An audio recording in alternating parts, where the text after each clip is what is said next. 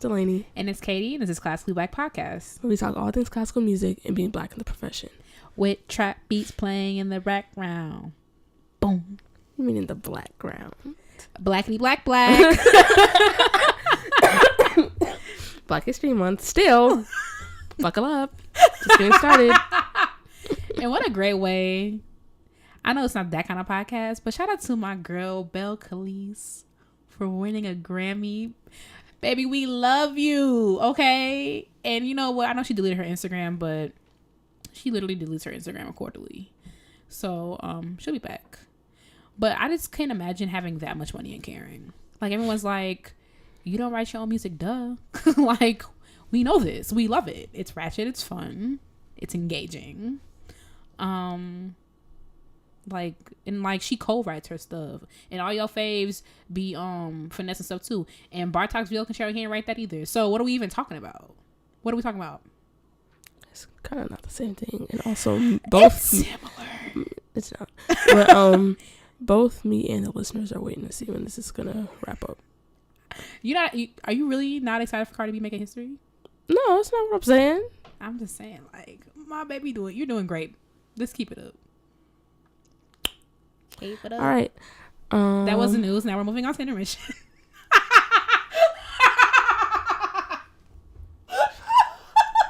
Catherine is tickled. All right. So the intermission this week. All right. All right.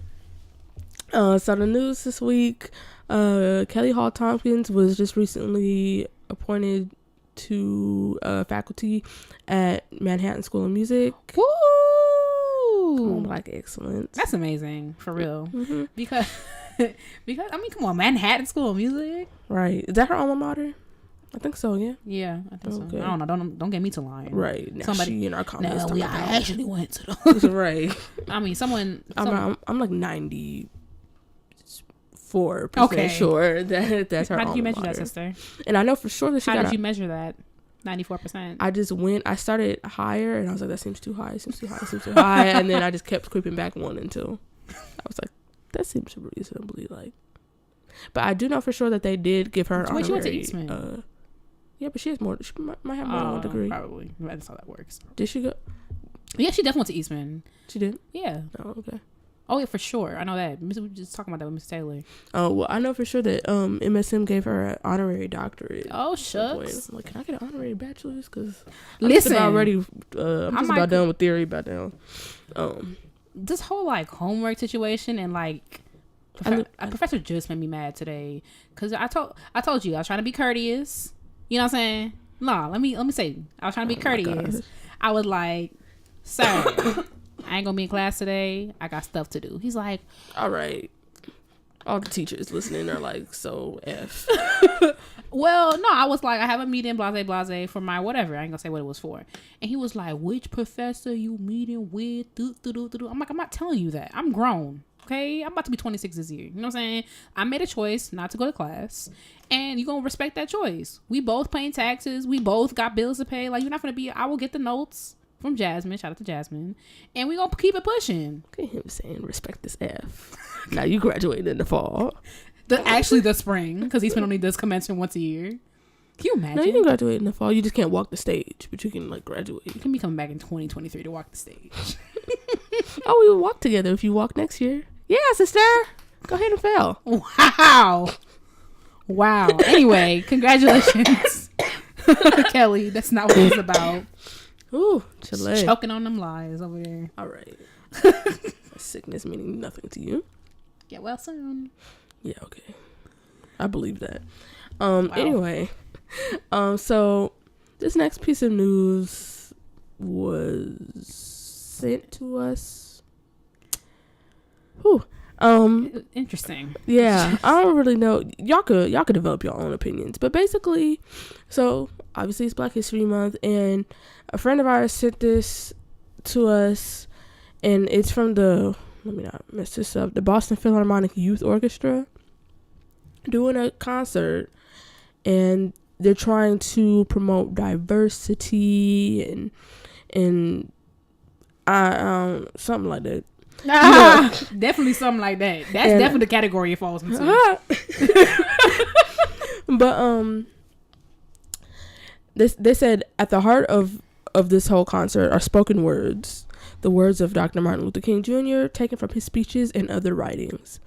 And in this piece that they're taking, you know, the words from MLK's speeches, it's a piece called New Morning for the World by Joseph Schwantner. And I don't really know how I feel about this, just because this Get To It, Sister. It's a Black History Month concert. You celebrate Martin Luther King, and although the piece is fantastic, there are no Black composers on the program.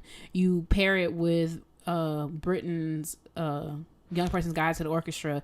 Now, I do have something on the tip of my tongue about that, because they said, in the spirit of equality for all that was at the heart of King's message, we have preceded Schwantner's work with Benjamin Britten's A Young Person's Guide to Orchestra. A solo for each section of the orchestra is embedded in this ingenious piece. How is that in the spirit of equality for all? So y'all take this so lightly. So people were marching and getting hot coffee poured on them and hoses and dogs so that the flute and the bassoon can share the melody. Did they stretch before they reach? Or? That was absolutely crazy. Like, I literally reread that. I reread that so many times because I was like, now hold up. They did not try to, in the spirit of equality for all, we all get a solo? That's nothing.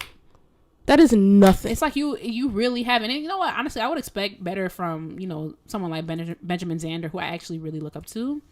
And I don't know how much his hand. Well, actually, I'm not going to say that, but it's like you didn't even try to program this concert. This concert could have been so well. And I will say, like, the argument of like what's it called, the Schwantner. I could pull it up, but Schwantner. It's a fantastic piece. You know, it's honoring Dr. King and all this stuff. But there were composers writing around the time of Dr. King that they could have played. You know, and like the orchestral literature might be a little bit limited, but they could have done a movement from Florence Price if you want to just find the buzz composer right now. You could have done a movement from her first symphony, her famous first symphony, and you have the money to get the parts for that. You know what I'm saying? It's like, and if these kids can play Britain's Young Guide to the whatever, they can play anything that Florence Price wrote. Not anything, not that her stuff is easy, but the caliber of playing will be able to pull off something like a Florence Price symphony. You know, it's like you guys didn't even try. Coleridge Taylor, you know how much orchestral works that he wrote? It's pathetic. It's lit. Like, and it's good. Exactly. And it be all thick. I love Coleridge Taylor. And it's not even like I don't want people to think that we whatever on his work, like, oh, bump Schwantner, he whatever. But at the same time, y'all had a whole concert and a whole entire program, and not one of them, not even a little overture, a little prelude, a little something, nothing, no thing. In the last 50 minutes is the planets. Exactly. This ain't Science History Month. So it's like y'all basically didn't even try. Is what I'm getting. Like, you didn't try. You know what I'm saying? Like this is like so pathetically done to me. It's almost like a slap in the face. You know, y'all could have just kept y'all peace. Because that's just about the easiest thing to do. Like, especially when you have a full orchestra, you have this instrumentation that like, it's not even like you got a wacky instrumentation that you got to kind of find something. Because I literally just programmed a concert for Black composers. You think Black History Month? Okay, we're a classical music institution. What can we do that's going to embody Black History Month? We don't have Black musicians in the orchestra. What can we do? We're doing a concert. Black composers. And that's what you can do. And what better way? Okay, so you look at the orchestra, it's like all white and Asian, right? They can't control that. Yeah. Right? So you the orchestra, you audition, you sign up, you get the money. Exactly. And the resources to be in it. So whatever. We're looking at a stage full of whites and Asians. Fine. What the perfect audience to introduce exactly. Most of which I can't say that, but a lot of whom are going to go into classical music. What the perfect time to introduce them to a Black composer? Exactly. During Black History Month.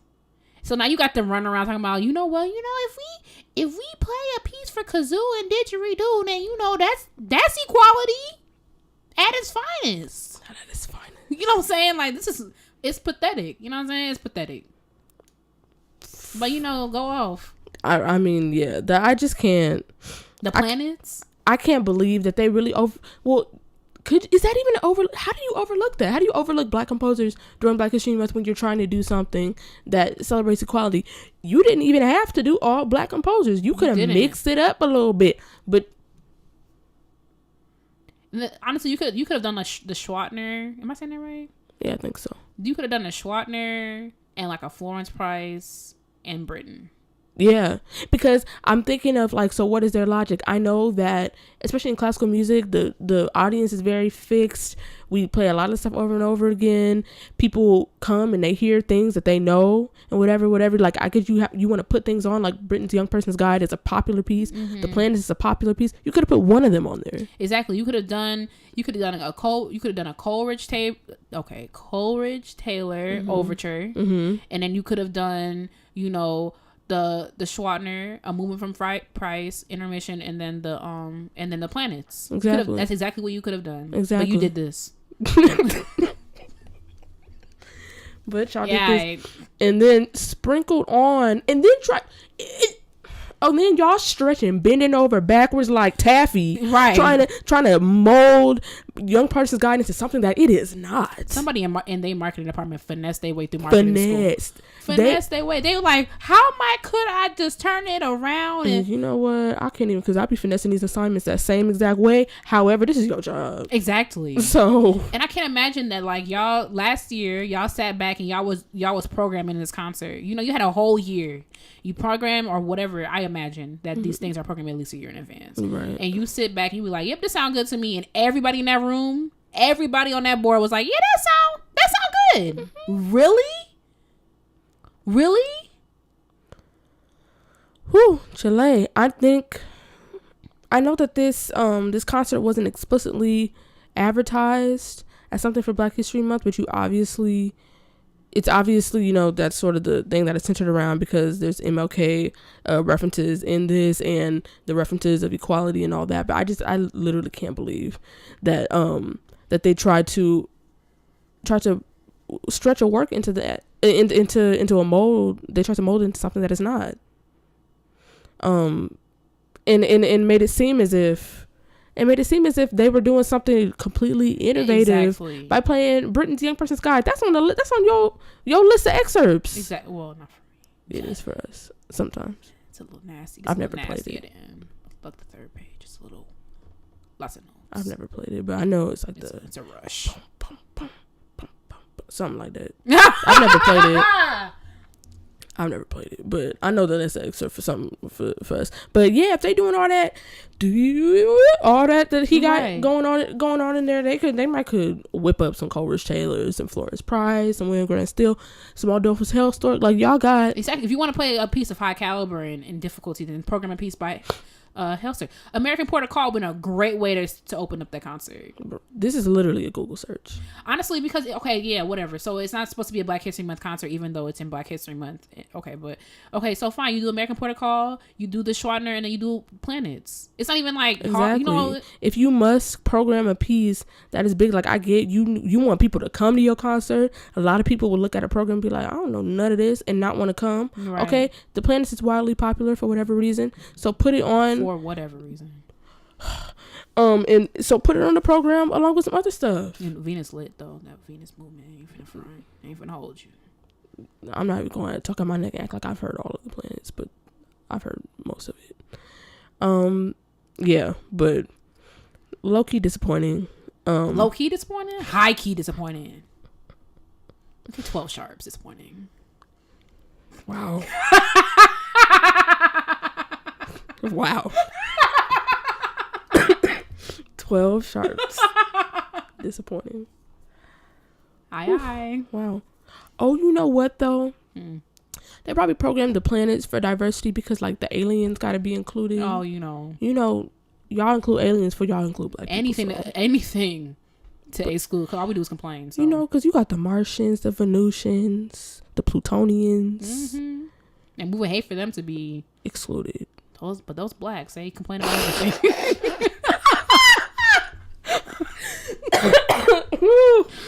Chile. Let's move on before I get in trouble.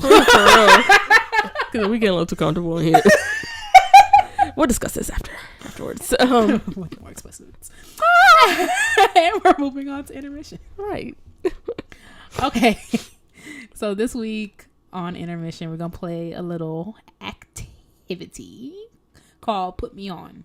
Okay. So I asked Delaney to find a black composer. Give me a little background. Give me like a couple of facts that make them lit. And then put me onto a piece. I want to know. I want to listen to some stuff. It's Black History Month. I'm trying to be as black as possible. I'm always as black as possible. So like that, it's hilarious. I mean, I'm not gonna change that. However, I'm always as black as possible. But now we need some more blackity black. So I want to listen to some black music this week. It was Black History Week back in the day. Mm-hmm. I want to listen to some black music this month, so I want you to put me on. So who you find? All right, so we ain't find nobody, but right, who I discovered straight up from the. Did you know Florence Price? Y'all kill me, dog. Oh, anyway, I discovered this little. Let me go to Russia and be like, y'all heard of Tchaikovsky? I discovered it. Y'all, this young lad. Y'all are funny. Anyway, so the composer that I chose is Frederick Tillis. Freddie. All right. So Frederick Tillis, I didn't know this, but he's still alive. He's 89. Hey now. Right. He turned 89 last month. Where's he at?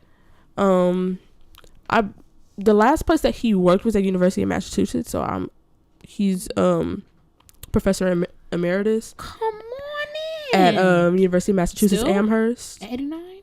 Mm-hmm. So I'm assuming he lives in Massachusetts. Yeah, but he lit, as all black composers are. Duh. Right. He just a couple like things about him, things that make him lit. He became the college band director almost immediately after graduating from his undergrad. Which I'm like, job security must be nice. I mean, right. He went on. He got his master's at University of Iowa and then a PhD at UNT College of Music, which amazing. He also was the director of the 356th Air Force Band. Come on now. Right. Okay. He played the saxophone. Okay. What? He wrote over 120 works. What?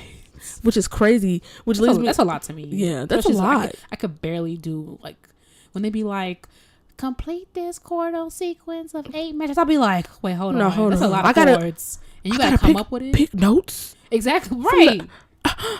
Picking notes was when I was in theory, I was like, why don't y'all just write it for me? I'll tell you what chord it is. So now you want me to compose a masterpiece. Right. Now you expect them to like graduate theory, they were like, write a little melody. I said, this is not my application. I applied viola performance in literature, not my literature. My sophomore year, they was like, just write a little sonata for your instrument. I was like, are you kidding me? I finessed that assignment. I surely did. I was like, I looked at him like, you want me to do what? Just write a simple ABA. Meanwhile, my teacher, Diddy. I'm like, I'm not writing that. Right. Meanwhile, my teacher, like, you literally can't even play the sonata you have. So why are you writing one? Then you want me to play in a class? You to play in a class? Only a couple people did. I'm not writing. That's not what I'm here for. Now Miss Taylor looking at me crazy because the piece he assigned last week in shambles because I was up all night writing a sonata. Right. What? Y'all don't be on games days. Yeah, for real. I mean, we still love y'all, Meliora. Anyway, but the last thing I want to say about him is, even though he wrote 120 works, the coolest thing about him to me is that how like diverse the things that he wrote are. Like, already, like I said, I just finished picking pieces for a concert, and so many pieces were just all vocal music, all piano music, all string quartet, all this. He wrote such like a huge variety of things. He's a huge, like, I was looking at the composers that he was influenced by, and it was such a wide range: Schoenberg, Bach, Prokofiev, Mussorgsky. And I'm like, these are all completely different people, right? And to take that and then also like some jazz influences, some influences from other African American composers, all right, come on, and world music. I'm like, so you just taking a little bit of everything and you right mixing it all up so and aggravating.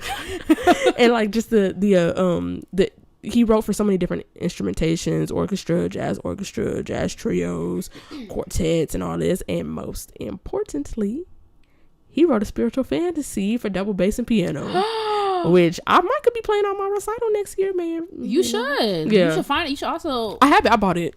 I bought the music for it. So. Oh, what do you find when you read about him? You were like, oh, I'm gonna buy it. That's amazing. Yeah, so I bought it. And you know, if you get up to it looks hard, but also like what makes it hard? It's just like. It's not. I looked at it and I'm like, this looks hard, but it's not harder than like the Hindeman Sonata, which is like hard to put together and hard to understand. Oh, it's like the meter's hard. Yeah, that kind of stuff. Like, what is hard to you? Because hard to me, if I saw viola music, it's hard.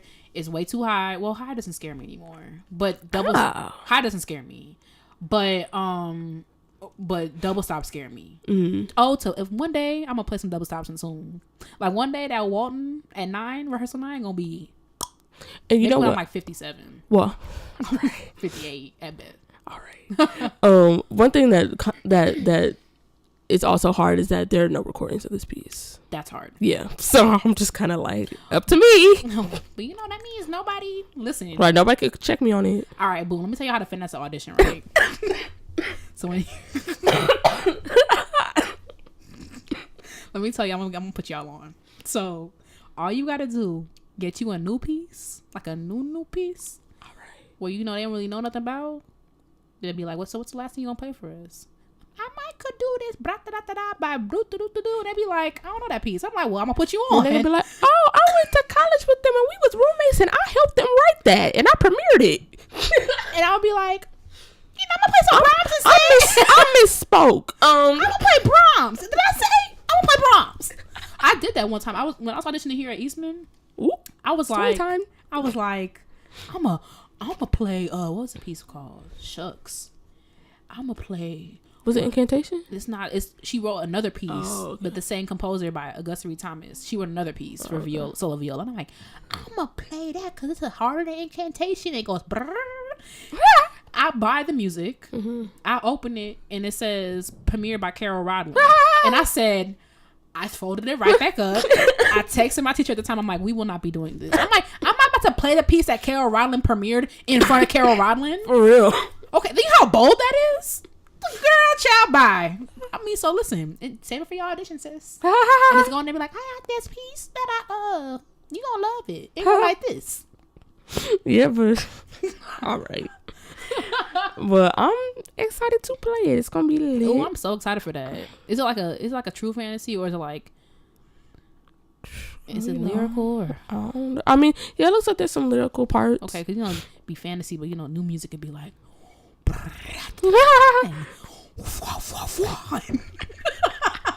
Okay, fantasy, right? Nightmare. I was just about to say that. Ooh, fantasy for whom? Like, okay, not fantasy, sci-fi. Okay, fantasy on hell. All right. Who's your composer? Oh, but I could play a let me hear a little something. Dang, we don't have no recording. Oh, you said there's no recording of that of that bass piece. I want to hear that piece because he wrote a couple of spiritual fantasies. So I do have one that he wrote for horn and piano. I unfortunately don't have the one that he wrote for bass and piano, but this is the one that he wrote for horn and piano.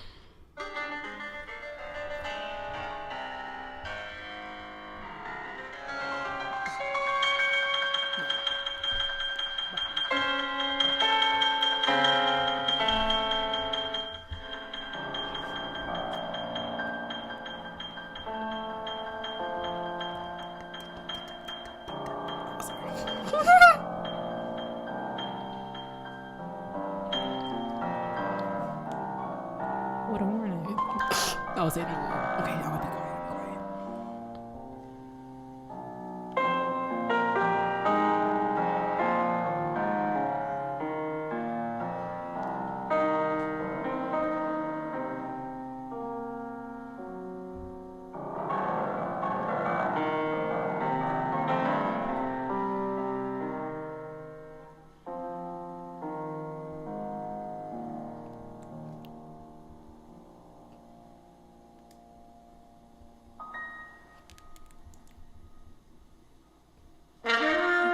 There we go. Swell.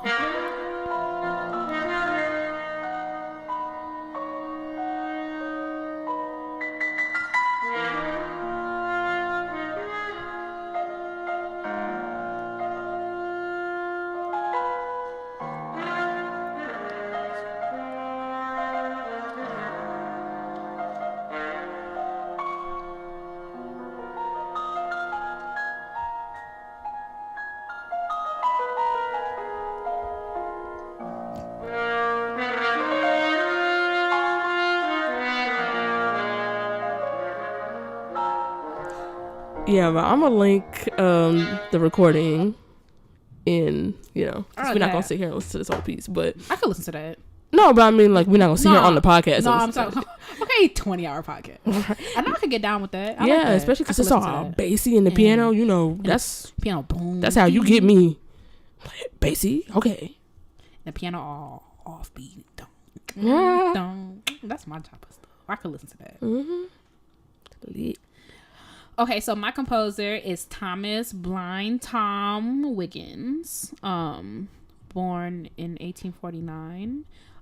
He's a former slave, and his own entire family, of course, was enslaved. But like luckily for him, they were all luckily as lucky can be. They were all owned by the same person. So he showed promise very early on. It's like a prodigy. Like he could pick out tunes on the piano, and all the other stuff. And he made his debut concert as a pianist at the age of 8 in Atlanta. So what they did with him after, he's blind. Remember that. And also one thing that to note is that he also had autism. Just like insane to me. Well, not that insane, because a lot of times people with autism have like some extraordinary talent, you know. So his was piano.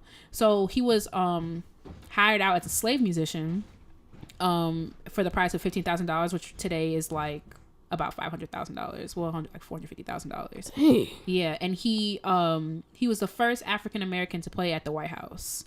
So, and he had a career of touring around the United States. Like he made like $50,000 a year. Well, or the people who owned him made $50,000 a year touring around. I mean, by the time slavery ended, you know, around 1865, he was indentured. So he was at least he was like getting a little bit of his money, I hope. So he went on European tours and toured throughout USA and Canada. Wow. And I think it's the coolest thing is, like, you know, whatever it's not, I guess it wouldn't be that cool now because there's plenty of blind musicians, right? But it's like, I feel like at this time it's like, how are people navigating people with disabilities and people who are different, you know, at a time like this? And, you know, it worries me, like, what was the reaction when you find out, like, you purchased, you know, these people, and like, you know, the mother births a child with autism. Like, how does that work? You know what I'm saying? Like, I want to do more research on it to find out, like, how was that dealt with? You know, like you buy a person, which you shouldn't. That still befuddles me. But you buy a person and they have a child with Down syndrome. What happens? You know. Well, I know what happens. I know what happens, but I'm curious to know about the people that didn't happen to. Yeah, for sure. And he's most famous for his piece, The Battle of Manassas, which I'm not gonna pick to play, but I really like this piece called Water in the Moonlight. He wrote several compositions, but this one is like really beautiful. I'll play a little bit of it.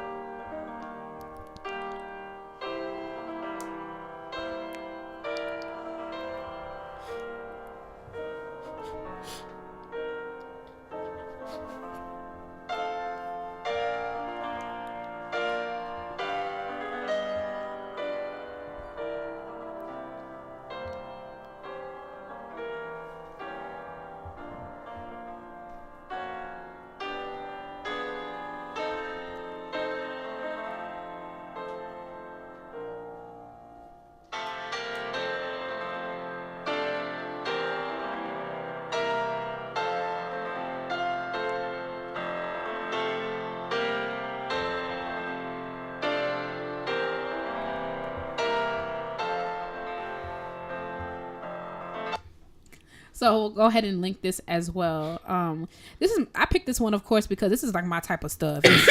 It's all dramatic and doom. Like that's my kind of like that's my style. Thick, luscious. You know, I like. How many C's? Thick. I feel like for this, about 4-5 C's on this one. I was gonna say 5 C's too. Yeah, like 4-5 C's because it's all doom. You can hear all type of pedal all up in it and all thick and seasoned. You know, we like our stuff seasoned. Definitely said that to my kids. Did I tell you? We're playing Lift Every Voice and Sing at the place we work at. Put my business out there. You already know what school I go to. And I was like, you know how we're playing Lift Every Voice and Sing. So you know how the first time at the middle, the bridge. Is that a bridge? I don't know. The sing song, the first time it's major, the second time it's minor. So cellos are missing the B flat the second time. I'm like, it's the Black Nass anthem. We got a little seasoning on it. But yeah, check out those composers. We love for you to put us on to some Black composers. We know about William Grant Still. Shout out to the homie. We know Hale Stork. We know Florence Price. We know Coleridge Taylor. We know Julius Eastman. Put us on to somebody. Who's somebody that we could have mentioned that you wish we did? Let us know. Email it to classicalblackpodcast@gmail.com or comment when we post the episode. We'd love to hear from you. And we are moving on. So this week, we wanted to discuss amongst ourselves and also amongst like some other Black musicians, what does Black History Month mean to the Black classical musician? So, me and Katie are going to talk about like what it means to us and, what our answers are, but we also collected a few answers from some of our friends and colleagues who are also Black classical musicians. We're not going to say like who is who, right? But, it don't matter. Exactly. I posed this question to Delaney and I texted her later that night. I'm like, girl, I stumped myself. Like, I don't know what, I had to think about it. Like, your mind. It's question extraordinaire. And anyway, and a lot of people were stumped, a lot of people, one person in particular, he's just so brilliant that he just told me right away.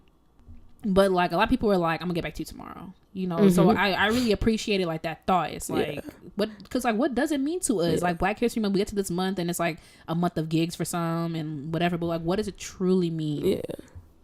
Okay, Delaney. All right. So, like, I know that someone like told you like immediately right away, but I'm also a type, I'm like, I must, write it down. Let me write a thesis statement and an outline and future DNA of bass. Yuck.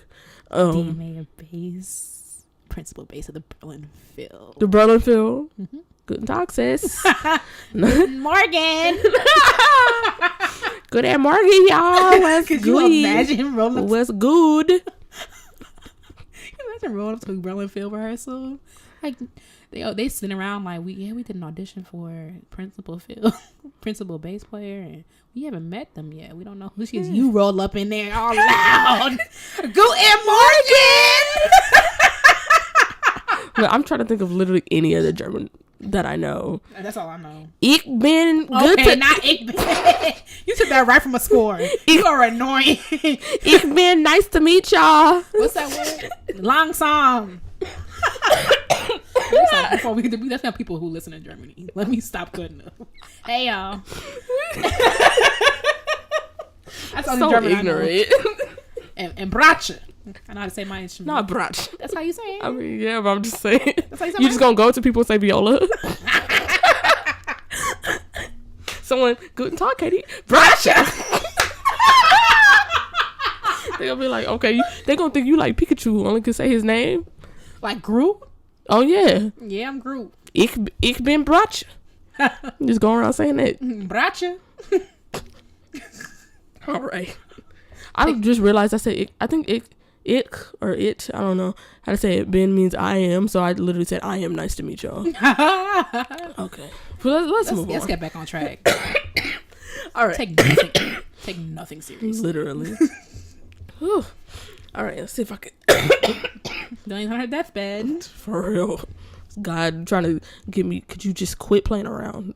But you know what? You see how dedicated she is? Right, to being trifling. I always getting back up. And God's going to be like, the next time it's going to be for good.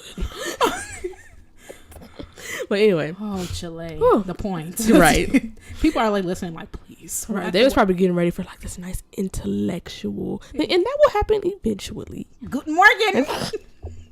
Right. Gotcha. Okay. All right. So when I read this question, what does Black History Month mean to the Black gospel musician? I feel like I felt the need to sort of make it like, I know that everybody who answered this answered it for themselves in like a very personal thing, like in a very personal way. And I feel like I very much like lean that way rather than like this is what it should mean to everybody. Yeah. Although I do think that these things are important to everybody, but like this is also just kind of how I think about it. Yeah. So I said Black History Month to the Black classical musician means pride, beneficence, and continuing to beneficence. Okay. Wow. Amazement. Beneficence? I ain't know that's what we was doing. Okay. Okay, I'm sorry. Right. Okay, it means. Let me go ahead and what that mean? All right. I don't know words. I'm gonna look it up. Beneficent.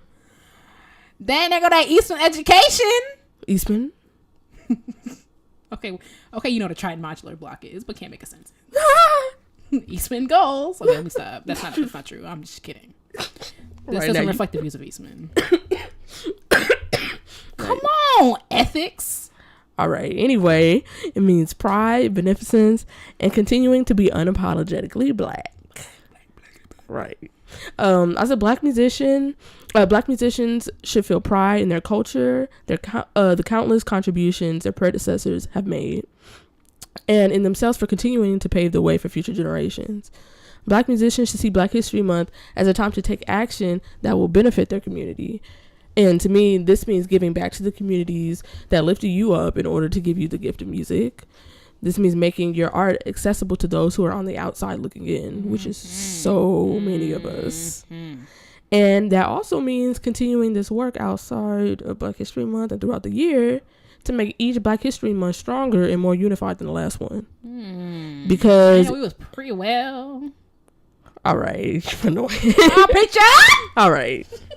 I just think that's important. I think it's important to continue it on, like, because if you continue the work that you were doing this Black History Month and you still, up at the local, the local black church teaching little kids, whatever, next Black History Month, they're going to be like, so what we doing? Exactly. Right. Every Black History Month is going to be more unified than the last one. Exactly. If you bring this to people, because so many...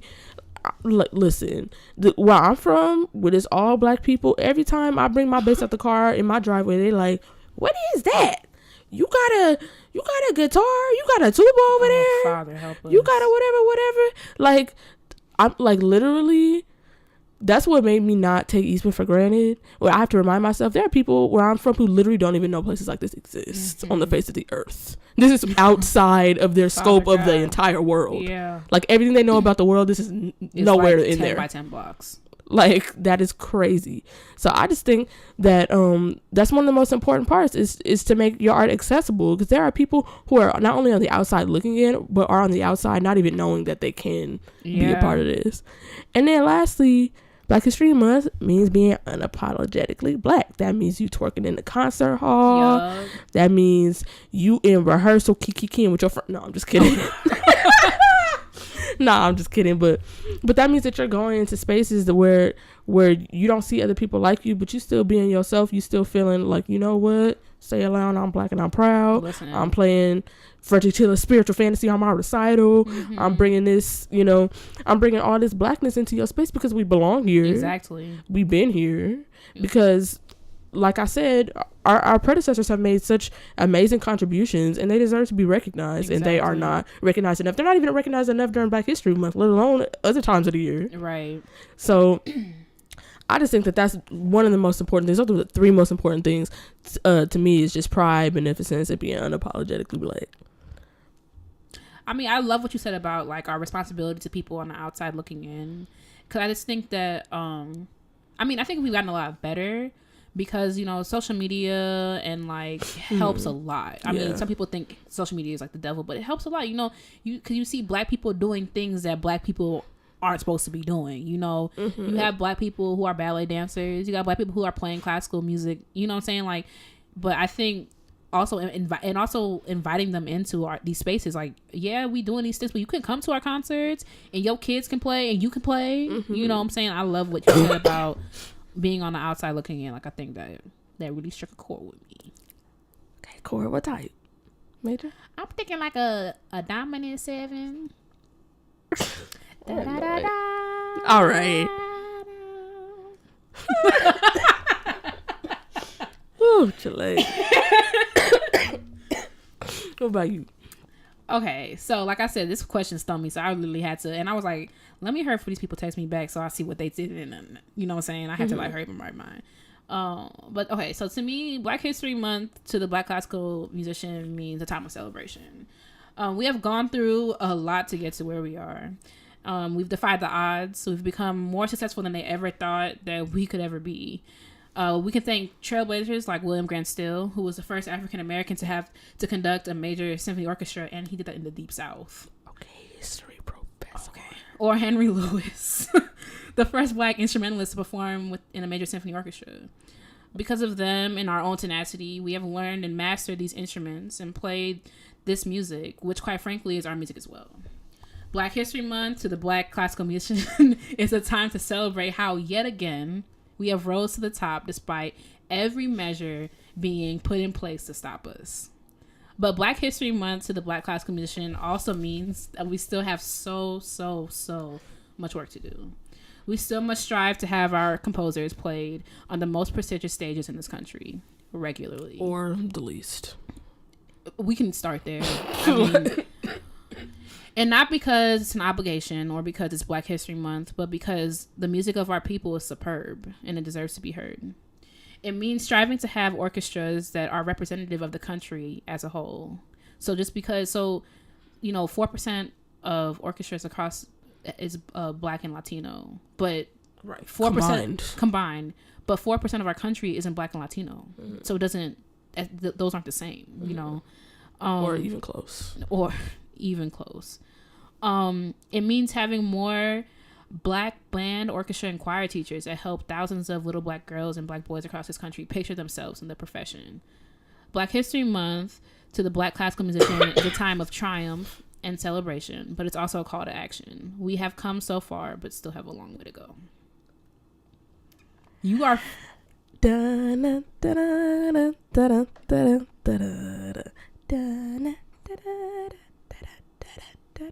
Hey, Katie 2020, y'all. Meanwhile, I'm still completing quizzes 5 minutes before class. I'm gonna link the GoFundMe for her campaign. I hope you guys enjoyed listening to Classic Black Podcast. The next voice you will hear will be only Delaney because you'll be getting ready for your campaign. Okay, to hit the road, the campaign intro. Anyway, I was talking to a teacher about this idea of having more classical, having more. At the very least, having more teachers that look like us in the field. Because I was telling you about Nyan. I should probably shouldn't have said his name, but I ain't saying his last name. I don't even remember that child's last name. Oh. And he gave me when I taught public school, he gave me such a hard time. Not a hard time that he was disrupting my class because you have the wrong one. But just a hard enough time where like he was just infuriating. Mm-hmm. And so when I put in my resignation, he was like, "Oh, dang, Miss Brown, you leaving? Like you the only you the first Black orchestra teacher I've ever had." I'm like, and I'll probably be the last one you'll have. And probably the last one for a long time this district will have. And look how you cut up in my classroom. You know, kids, but at the same time, it's like it's important for him to see. I'm not gonna say what's important for him, but I imagine it's important for kids to see someone like me in front of them. Like you can do whatever. This music isn't so above your capabilities that you can't also be a music teacher or you can't play an instrument in college. You know, you can be in these spaces. So that's just super important to me, having Black music educators, because that's an entry point. That can be an entry point. Mm-hmm. And like I remember when you were at my house, my mom was telling us how when I played my first concert at Disney Hall with Inner City Youth Orchestra of Los Angeles, at the reception, there was a bunch of the players who were in the orchestra, violinists. They were Black men who, you know, they were young Black men that were cool and whatever. And I have a little brother, and after seeing all of them with their violins and their violin cases and their tuxes on stage playing, he was like, I want to play the violin. Right. Now getting him to practice is like literally pulling teeth, which same, but wow. But like that representation, that wasn't even people teaching him, that was just people playing in front of him. Exactly. Like at the very, very least. Exactly. Like and to have like, how old was he at that time? He had to have been, what was that, 2013? Oh, girl, you know math. He was 8. Oh, I'm like, don't ask me. We both staring at each other, so I'll take my phone out. I cannot do basic math. Yeah, me neither. But he was 8. It's like, I know that's a young and impressionable age, but a lot of people think that children are not watching. Children are looking at everything. They watch everything. They're curious about everything. So, you know, like, I know people think, oh, you know, they looking over whatever. Children see what you're doing. They see things, like, they can see that people are enriched by this experience, and they're like, now hold up, I want to be like that. Yeah, and kids are not dumb either. Yeah. They do dumb things. But they're not dumb. Okay, so you heard our thoughts, so we're gonna share some of the thoughts of our colleagues. And like I said, we're not gonna say who said what because we told them that we wouldn't. Right. Surprise. Surprise. You'll be linking their address and their socials and blood types. Okay, so the first one says, Black History Month has always been one of my favorite months because it was something I could call my own. I remember being in school and February 1st came and I would be like, don't talk to me, it's Black History Month. What a mood. What a mood. I could be late to this class, it's Black History Month. I was like, oh, now hold up. Because meanwhile, my mom would ride up to the school and now I'm screaming for help in the bathroom. It's Black History Month, ain't nobody gonna help you. Anyway, but in all serious month, in all serious month. Anyway, this person says, in all seriousness, Black History Month gives me joy. It's like going to the gas station and getting gas when your car is on E. When they first said this, I was like, all right, so hold on. And then I thought about some more. I'm like, that's true, because it's like sometimes like you just feel drained, especially in classical music. Like you just feel drained. Girl, being Black in this country, right? It's like, and then you in a bubble of a conservatory life, and you. I'm not gonna say to me. I'm not gonna say that, but it's almost like it's being refueled. Like you're refueled during this month. Yeah, they said, as a musician, Black History Month is such a beautiful month of empowerment. It lifts your spirits. Oftentimes, we're in spaces where our Blackness has to be masked or covered, and Black History Month is a month where you can just have joy in the fact that you're not the only one out here. Which is like, I was like, yeah. I mean, we both know that I'm not masking no type of Blackness. I might put the R's on the ends of my words from like a seminar class, but other than that, Katie Black. You're annoying. But all right. But woo, Chile. Yeah, so the next person says, Black History Month means being grateful for the opportunities that I have had and grateful for the giants who allowed me to take advantage of those opportunities to follow my dreams, which is like something that we just talked about. We mentioned a lot of composers who paved the way in like way harder times than this to get their foot in the door, you know? And I talked a little bit about like what it meant to me and that being, you know, giving back to the people that lifted you up and gave you opportunities. So like I completely agree with this, and this is one of the main things that it means to me personally. I'm also talking about giants like Martin Luther King for having a dream. You know what I'm saying? Like we had classical musicians doing the work, being the first Black people to attend conservatories, you know, and all that other stuff, being Black composers, being the first person to play at the White House. We have those as well, but working right alongside them are the people who, you know, help us get all the stuff that we have. Rosa Parks, Martin Luther King, you know, and then thousands and thousands of other people who put their lives on the line to help us get to where we are. So the next person says, to me, it's a crucial time to educate, in my opinion. Growing up as a young musician, I never thought that there was a place for a musician of African descent in an orchestra full of one race. On top of that, the race that was well represented looked nothing like me. So in my mind, the chances of a Black musician making any advancements were farther than they were closer. honestly, that's what made me want to do it more.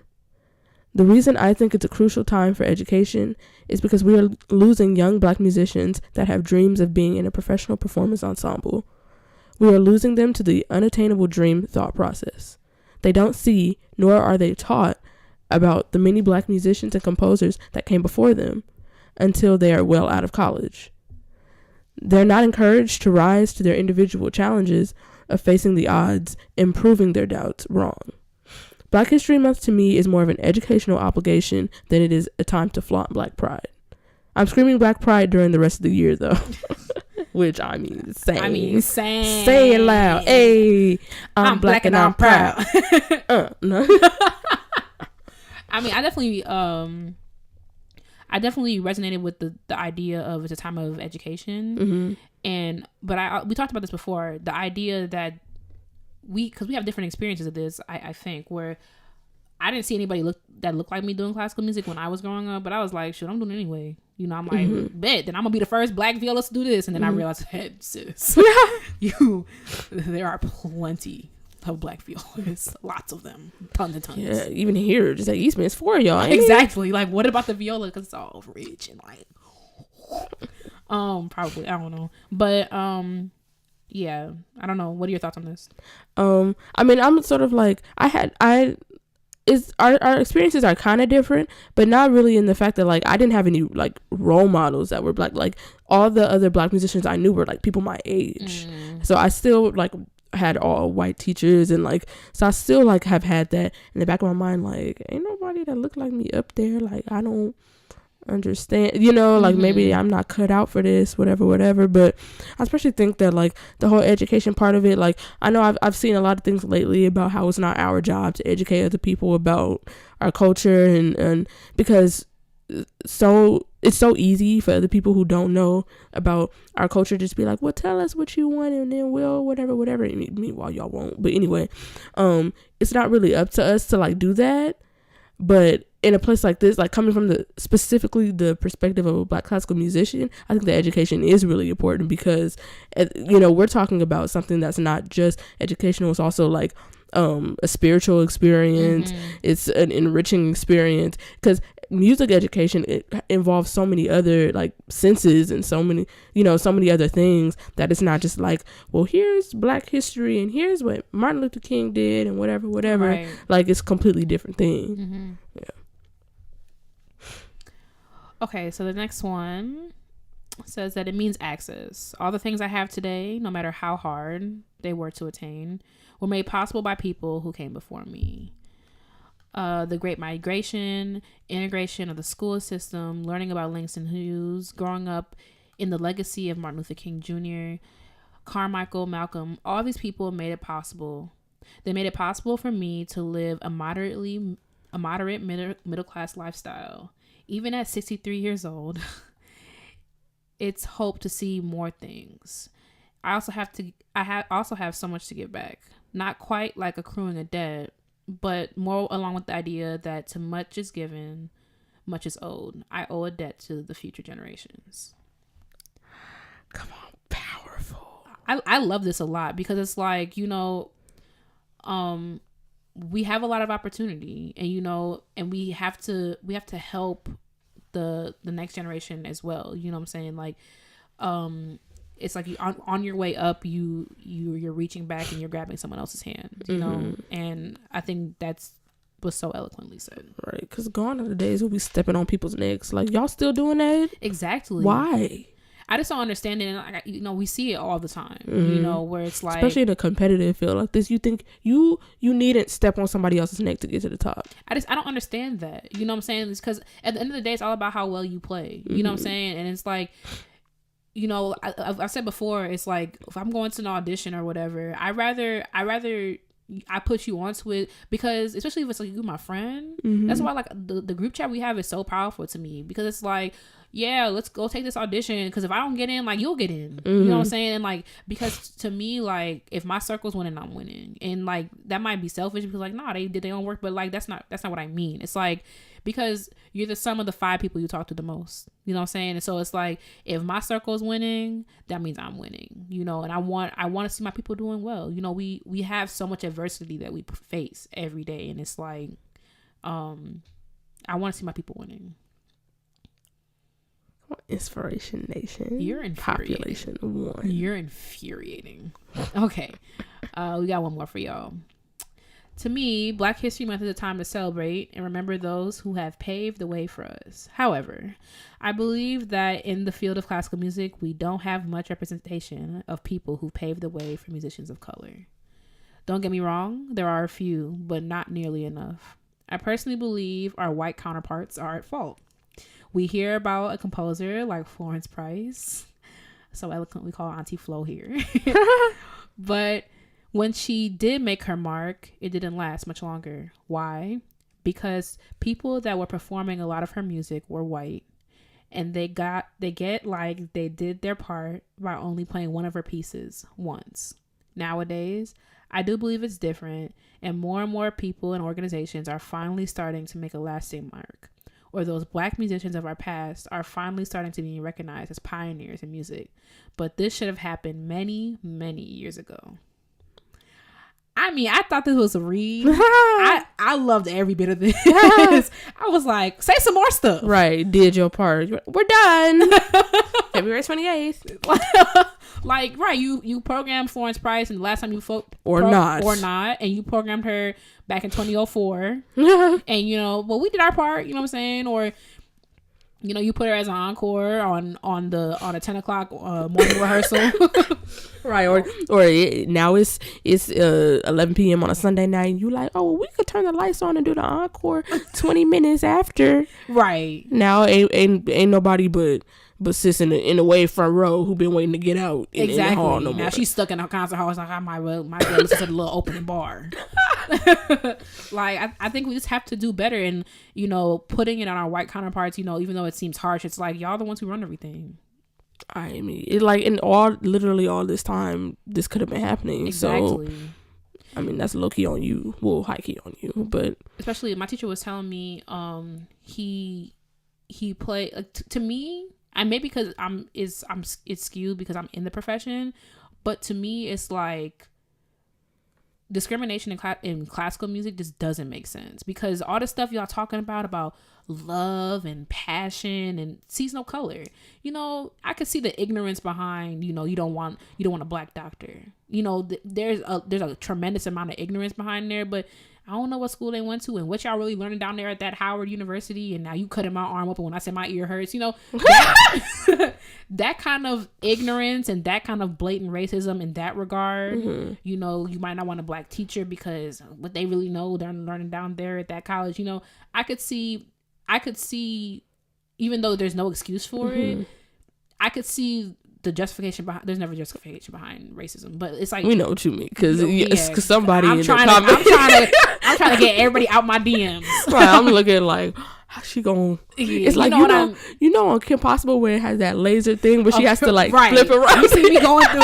I'm trying to, you know what I'm saying? But like, I could see that bigotry and be like, you're dumb, but okay. Yeah. But classical music, you know what I'm saying? Like, it doesn't make sense. We're doing something that's completely filled with passion. It's music. Mm-hmm. And, you know, my teacher was telling me that he was in a quartet. My teacher's not even that old. So this is not like back in the 1800s. You know what I'm saying? Thank God. Okay, crispy. You looking like that lady from SpongeBob. Chocolate. And more vibrato. Play it like this, Katie. Oh, we're children. But he was telling me how, like, he would be backstage when it's time to meet the musicians and people walk right past him and go to the cellist. Girl. And I'm like, you look dumb. This is classical music. He's not that old. He's younger than my grandmother. He's not that by like 15 years or something like that. Like he that is I don't even. Isn't that crazy? This was not long ago. I can't. You know what I'm saying? And it's like, I just don't understand. Meanwhile, y'all could never. But anyway, could never. I mean, the world doesn't deserve my teacher, and I don't care. I'll fight anybody on that. Meet me on the corner, Main and Gibbs. We could box. But yeah, the world does not deserve. Okay. Because his name is coming out the same time. The world does not deserve George Taylor. The world does not deserve Taylor. Serve Taylor. George. Okay, let it go. Y'all don't deserve him. We never did. For real. Because this when you were talking about when you were reading the last one about people were like, yeah, we did our part, we blah blah blah. That took me back to the news, and I was thinking about the BPYO thing. Like, first of all, y'all didn't even do the bare minimum, which is, I mean, do that. It ain't nobody asking you to be in the concert hall having right African dancers, and y'all got a former Black Panther up here, and y'all opened the concert talking about assalamu alaikum, my brothers, and you invite Martin Luther King Jr.'s kids to come speak, and y'all got ain't nobody asking you to be giving out black berets at the door. But dang, we can't get a little ditty from Coach Taylor. Not a ditty. You annoying, dog. Like, dang, y'all act like we are asking for the absolute most. We just want respect, and recognition. Exactly. Like, everyone, like, to my point, like, everyone can like our predecessors have composed amazing works. Absolutely amazing works that just don't get the recognition they deserve. And like, are we moving towards that? Like this last person like mentioned, like, yeah, absolutely. You know what I'm saying? We were at Sphinx, and the Sphinx is different because like it's literally for that. Mm-hmm. But it's like, I heard that Coleridge Taylor, and I was like, that's literally right up there with all these great composers that we be playing. It sounds like Brahms, exactly, with Lil Pep in the step. Exactly. You know what I'm saying? Like, it just doesn't make sense. Like, any old Beethoven overture that Coleridge Taylor could go right up against it. Exactly. Like, no, honestly. Like, absolutely. And like, low key Beethoven was Black, but and if you ain't know that, you whack. But still, like, it's like, we are not asking for a lot. Mm-hmm. We asking for what these people deserve. First of all, exactly. we shouldn't even need to be asking for this. They should have got it, but because we never have to ask for y'all for what Brahms deserves, because y'all will give him a whole month of celebration, and y'all give. I was gonna say Bach, but people like Wagner more than what they deserve. Wagner deserves things. Exactly. Okay, y'all. Okay, you know what? At least somebody had some sense. Could you imagine if they did D Minor Singer and then they did this MLK? Well, listen, there wouldn't have been no concert hall, I can tell you that much. Ridiculous. But yeah, let us know what Black History Month means to you. Yeah, join the conversation. We'd love to hear from you. You can always email your thoughts to classicallyblackpodcast@gmail.com or comment under the post when we post the episode. We want to hear from you. We want to engage with you. So comment on SoundCloud as well. We want to hear from you. Let us know. And we are moving on. Right. To Black Excellence. Okay, let me go ahead and cue it up. I'm not cute. Okay, Black Excellence this week goes to Robert C. Fisher. He's a violinist and violist in Chicago. Shout out to the 773-312-708. All right. We got like 3-4 area codes. 224. I mean, he is a teacher in Chicago. He's been teaching for 30 years. And he just has like absolutely like amazing views on like education that struck a chord to me. Like, if you want to do music, follow your passion and you'll make a living out of it, you know?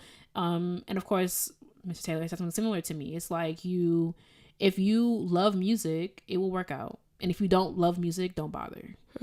He's a member of the Chicago Sinfonietta and the Chicago Folklore Ensemble. He got his education at Northwestern University, earning a performer certificate. So yeah, we'll link. He was featured on ABC 7. Shout out to my grandma who watched that morning, noon, and night. So we'll link that story. So you can watch it and see he does amazing work. He's completely committed to his students. His students adore him, and as they should. You know, he's a Black teacher, exactly. Molding students and teaching students who want to learn. Mm-hmm. You know, and giving students a chance and telling them like this can be yours, you know, and these are exactly the kind of teachers that we need. This is exactly the kind of teachers our youth need. And this is what the profession needs. We need teachers that love to teach and do it well. And this is definitely Robert Fisher. So take a look and when we link it, and yeah, now we're moving on. I don't really have a piece of the week because we kind of did that. I do want to highlight the piece that I didn't mention. Well, I mentioned it briefly, but I want you to check it out. I'm definitely gonna do a lot more research into this, into the composer Thomas Wiggins, because it's just really fascinating to me. But check out his piece, Battle of Manassas. It was a tie between this one and Water in the Moonlight, because it got like the little triplet thing, and it go and then it go. It's like it's all in the lower register of the piano. So that's my piece of the week. Definitely check it out. We'll link a recording in the description box. And that's all we got, y'all. Right. Happy Black History Month. Happy Black History Month. Happy being black. Say it loud. I'm black and I'm proud. Hey, ooh, ooh. One nation under a groove. Getting down just for the funk of it. Ooh. One nation, we on the moon. Nothing can stop us now. Hey. Ooh, when y'all gonna stick us? You won't be. You're right. stuck here. Right. People like, what do you mean going to? Right. I mean, we're here, sis. So just... But yes, thank you so much for listening. Don't forget to follow us on social media at Classical Black Podcast. Don't forget to write us if you have any suggestions for Black excellence, anything y'all want us to talk about. Email us to classicalblackpodcast@gmail.com, and we will talk to y'all next week. All right, bye y'all. Bye or whatever. Okay.